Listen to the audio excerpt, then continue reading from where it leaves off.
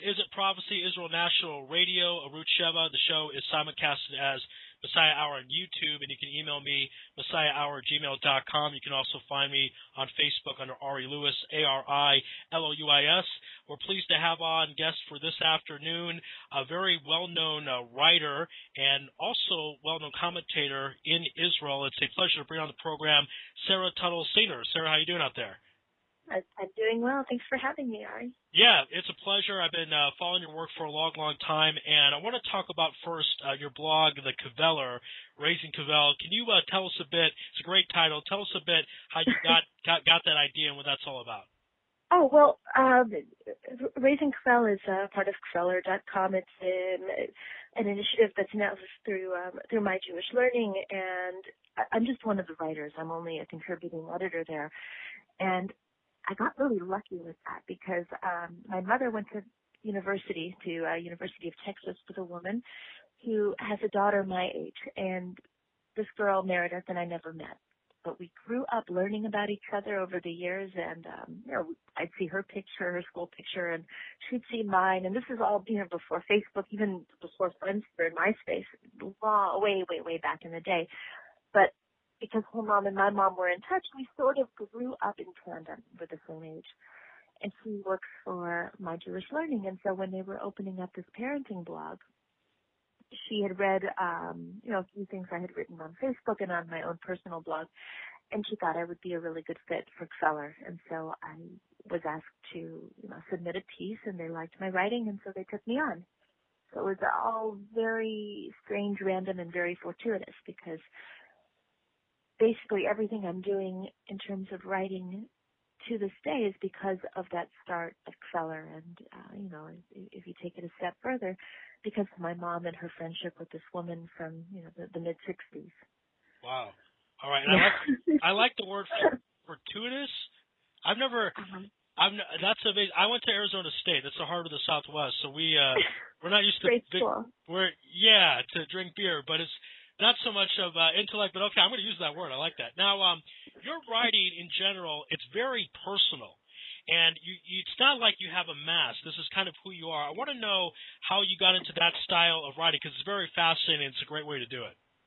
Okay, well, first of all, you are seeing the mask. You're seeing the part of my private life that I'm willing to reveal.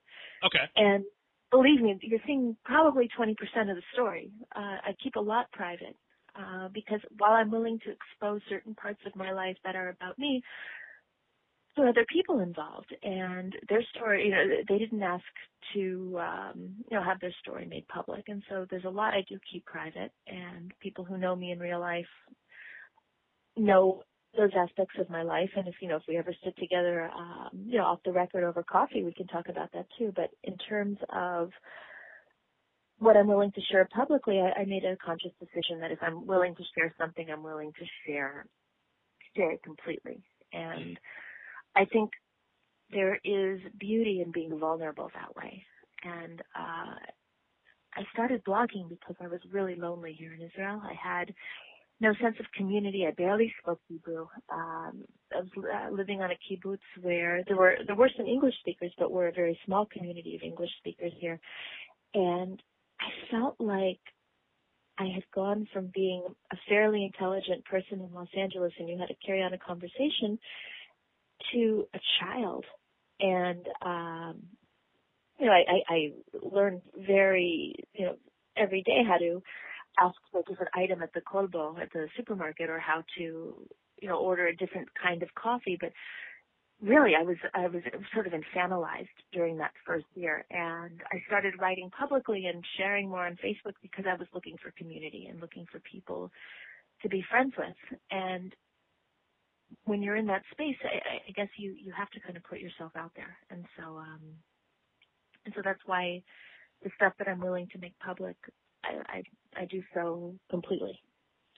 Now, with your writing, since it is personal and you are touching a lot of people, because a lot of people can relate to things you're talking about, I'm curious about some of the response you've gotten from people, Facebook, email, what have you. Tell us a bit. Obviously, we're not going to reveal anyone's names, but just some of the responses you've gotten.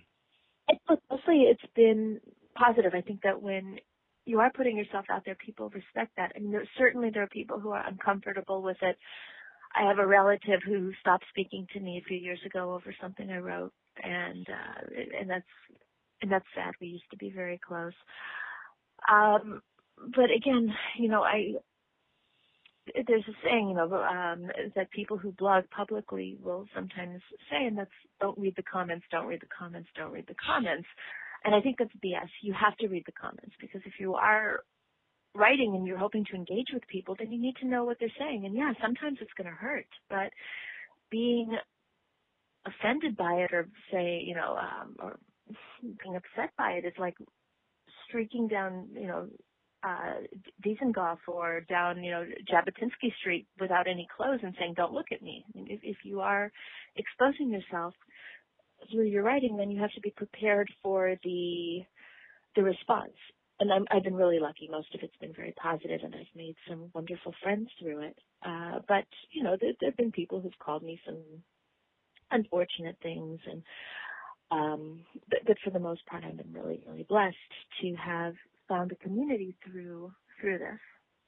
And the community that's actually extended beyond the Anglo-Jewish community. I wrote something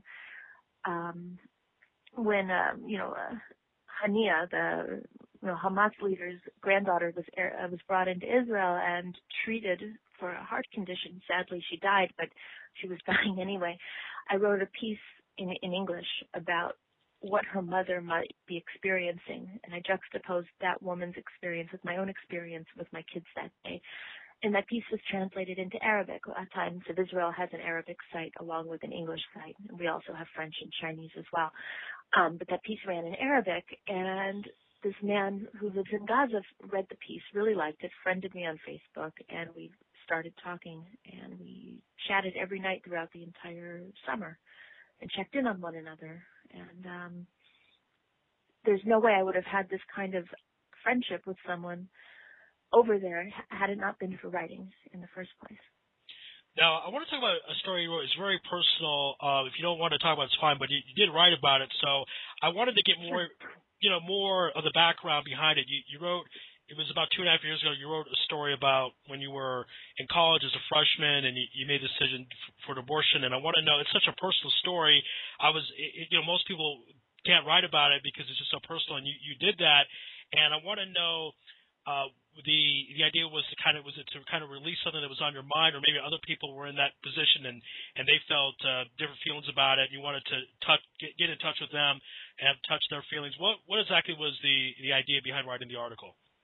It's hard to remember what the impetus was, because it was, I think I wrote that in May 2012 or June 2012.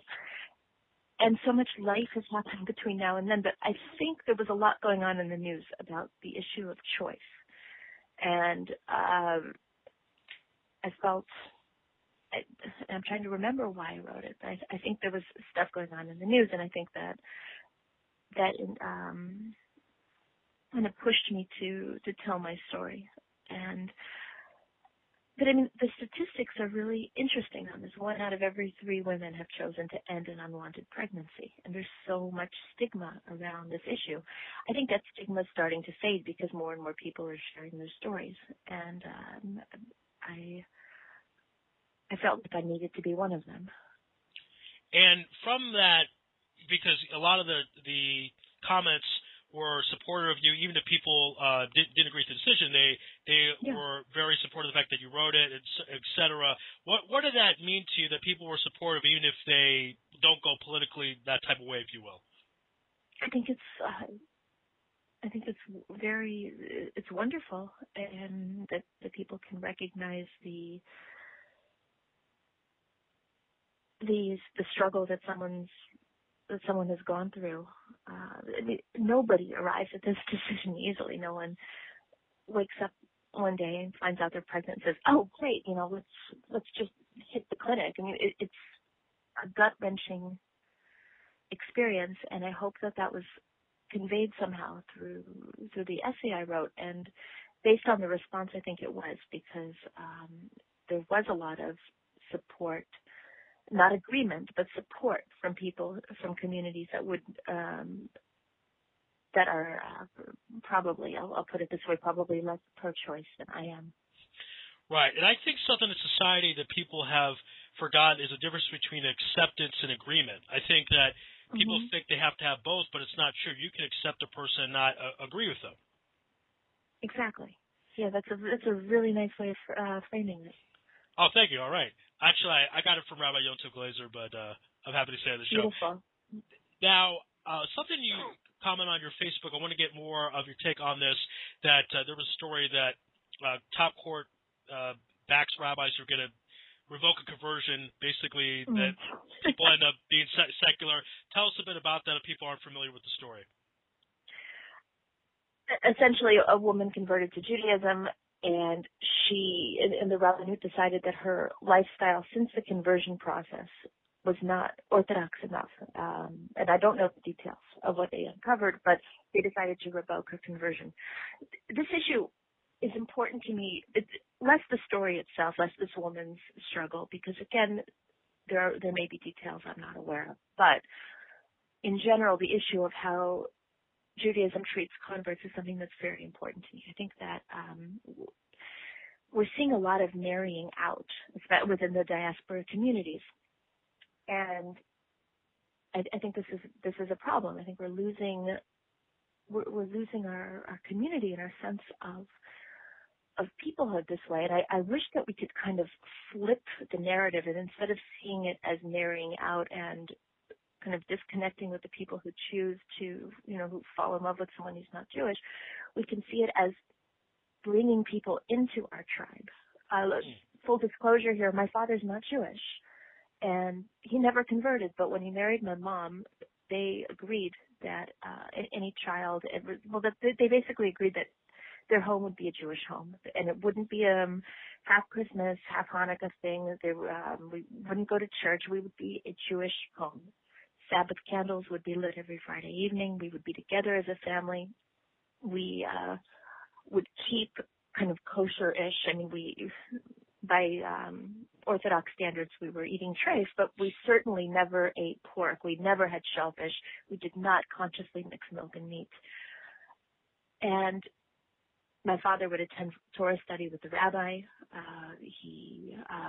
He was the one who insisted that we never touch swordfish because it was open for debate whether or not it was permissible as whether it was kosher. We were involved in our synagogue. I mean, hell, I'm living in Israel right now, and I'm living I think that's sort of the proof is in the pudding that can work. And I think that if Judaism is more accepting of people who want to throw their fate in with the Jewish people, with the people of Israel, I think that will encourage other families to be like that, and we will be stronger as a people because of it. And so when I read stories about the Rabbanut overturning conversions, or when I read about how difficult the conversion process is to begin with, it just makes me sad. Because part of our idea is we should want more converts, and I mean, we're small enough people as it is. There's only 13 million of us on planet Earth of 7 million people, and dwindling. And those numbers are going down, right? In many ways. I want you to comment a bit about, I would say, the Jewish relationship with the non-Jewish world, because it's something we cover. I mean, this is the Messiah Hour. Our goal is, to try to help bring consciousness of the Mashiach and all this type of things. And I'm curious about the non-Jewish world and our relationship with them. Like when you look at the terrorist attack in Har Nof, a lot of people say we have to kill all the Arabs, but you can also look at the fact that there was a Druze that was the hero with that situation. He gave up his life, a non-Jewish man. It saved Jewish people. So I think sometimes people don't look at that aspect. So if you could just talk about what we need to do as a Jewish people to have better relations with the non-Jewish people. I think first of all, there are certain people who don't want to have relations with us, and there is a line. We can't. We certainly have to protect the safety of our family and ourselves too. But I think it's really important to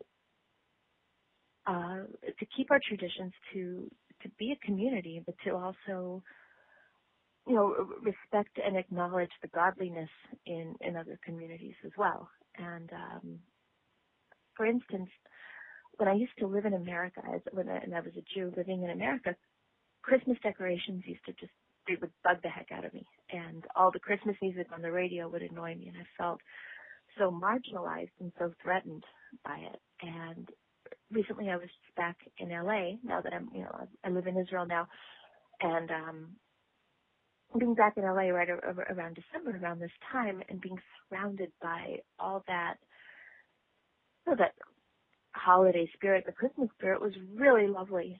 And it doesn't threaten my Judaism. I'm Jewish. I love who I am. I'm not converting. Wishing someone Merry Christmas isn't a declaration of a new faith. It's if someone wishes me Merry Christmas, it doesn't mean that they're trying to convert me.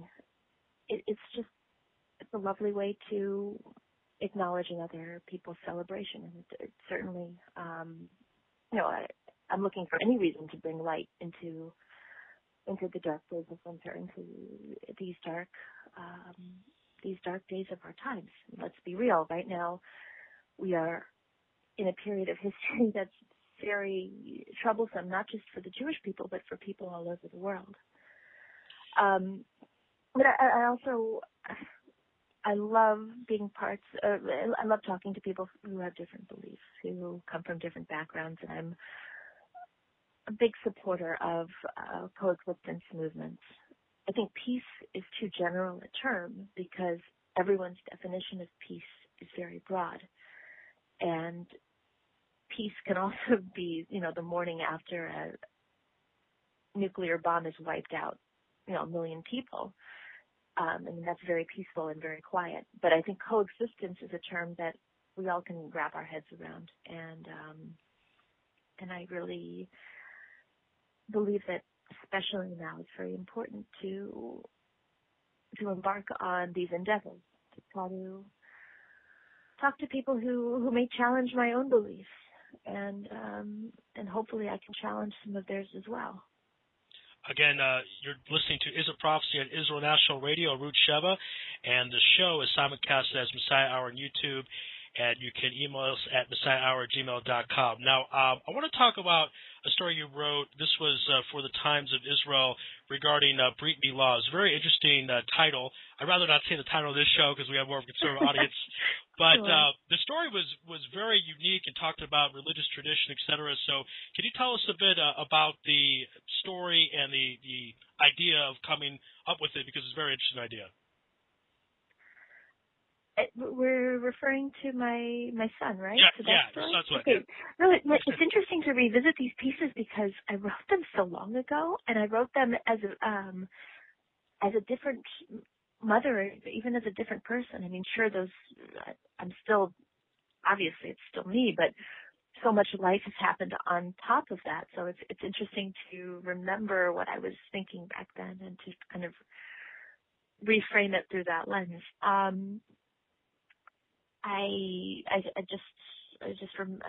From what I remember, I was struggling with the decision to circumcise my son when he was born. I mean, it's a process that is, I think all mothers, I think all people who've attended a Brit Milah will agree that it's painful to watch, but it's a rite of passage in the Jewish community. And my husband at the time, who's now my ex-husband, actually said something that was really meaningful, and that is he did not want to break that link in the chain of the Jewish people. And the guy's completely secular, more secular than I was at the time, and more secular than I am now. But what he said, I think, was very profound. And again, this is it's interesting to remember. I mean, I wrote that before I made Aliyah. Okay, I was still living in Los Angeles and a new mom to a baby boy. So long time ago, a lot of history has happened since then. And one of the things that's very touching was, I believe this was 7 years ago, that when you found out you were pregnant with your son, you were drinking a wine and then you spit it out. And oh yeah, my daughter. Yeah, your daughter. Yeah, tell us that. I just was very touched when you talked about that. I just thought that was such a cool story. Oh well, it was one of the happiest moments of my life. I was not expecting to be pregnant, and I had gone into Kaiser Medical Center in Oakland, California. If any of your listeners are from there, they'll know exactly what I mean. For it was something else that was medical, and doctor ran a blood test and called back to give me the results of the blood test. And she says, "By the way, are you sitting down?" And she told me I was pregnant, and she also had said she said, if you're drinking wine, you probably want to not be drinking wine at this point. And oddly enough, I was. It was Friday afternoon after work. And that was the beginning of my body no longer only being my body, and my life no longer only belonging to me. And definitely one of the most profound and humbling moments of experiences of my life that started this profound and humbling experience of motherhood. And thank God I'm still in the thick of it and in the throes of it. My kids are 5. My son just turned 5, and my daughter is 6.5. And I'm just honored to be their mother. Again, very, very touching. I was, I'm not one of the most emotional guys on the planet, but I was like, wow, this is a pretty cool story. All right, that concludes part 1 of my interview with Sarah Tutle-Singer. This is It Prophecy on Israel National Radio, Arut Sheva. The show is simulcasted as Messiah Hour on YouTube. You can email me at messiahhour@gmail.com. We've got a lot of great programming coming on this week. And in case you're joining us, this is the first time you're listening to the show, the schedule right now is Sunday through Thursday, 5 p.m. Israel time, 10 in the morning on the East Coast, and Friday's a bonus show, 2 p.m. Israel time, 7 in the morning on the East Coast. Again, we're looking for donations so we can continue this show and improve the quality. And if you're a fan of the show, you're getting some benefit out of it, you like what you're listening, be a part of that, contribute. My PayPal is israelsportsradio@yahoo.com. So send a donation, $18, $36, whatever is good for you. And that may sound small, but that's a big deal to helping this show continue and lasting. So again, this is a Prophecy, Israel National Radio, Arut Sheva, and the show on YouTube is Messiah Hour. If you go to YouTube, type in Messiah Hour, you'll see the Messiah Hour channel, and we already have a lot of people that have subscribed to that channel. You can check out all the different interviews I've done. Take a look, take a listen, tell your friends. We're trying to really promote this thing and do some good things with it. If you have any questions, again, messiahhour@gmail.com. We'll be right back with part 2 with my interview with Sarah Tutle-Singer.